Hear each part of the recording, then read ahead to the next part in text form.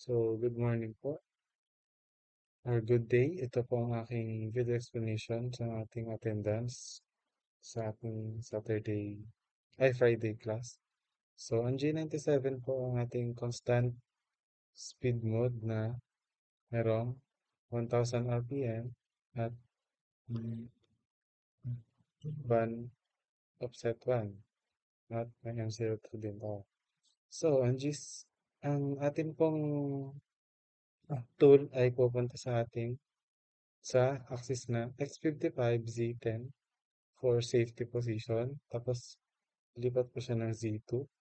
Then, dito rin po magsisimula ang ating G71, ang ating rough late, na may depth cut na 0.5 at may retract na 0.5 din.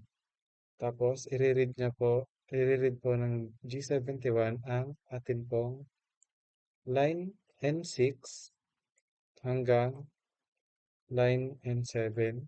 I-rough late niya po yun na may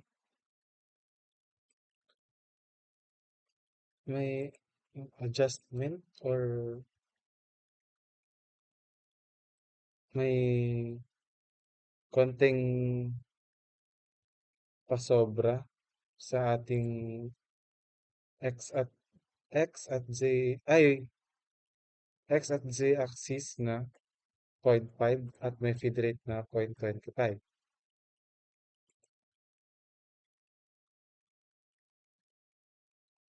So, ang una pong position na pupuntahan ay ang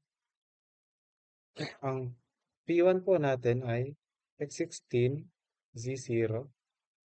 Then, lilipat naman po siya sa P2 na x24 z minus 3.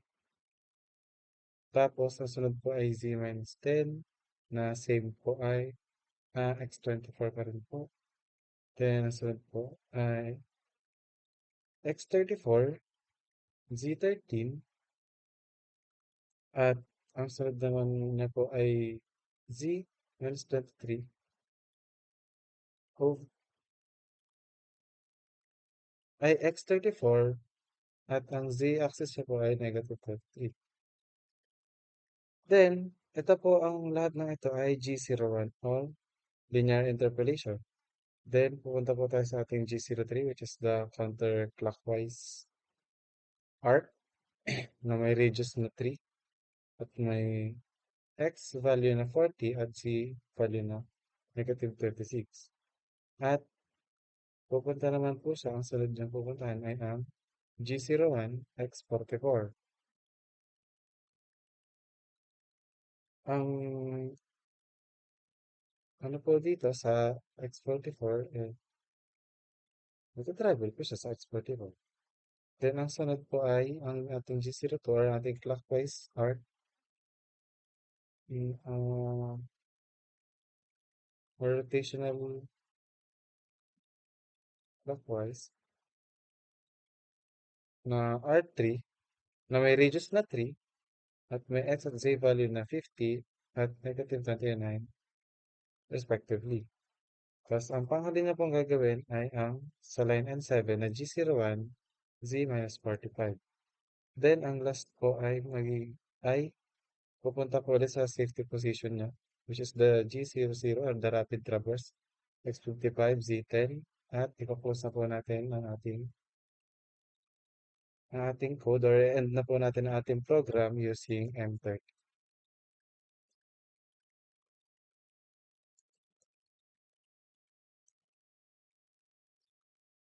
So, mal- ang mali po or yun lang po, ang sabi niya po ay hanapin po namin ang mali sa code na nagawa kagahapon habang nasa Meet. Ang napansin ko po mali ay baliktad po ang ating G03 at G02. Kaya po medyo hindi accurate ang itsura ng ating drawing sa ating final output. Napansin ko po ito sapagkat baliktad po ang naging output natin kagahapon.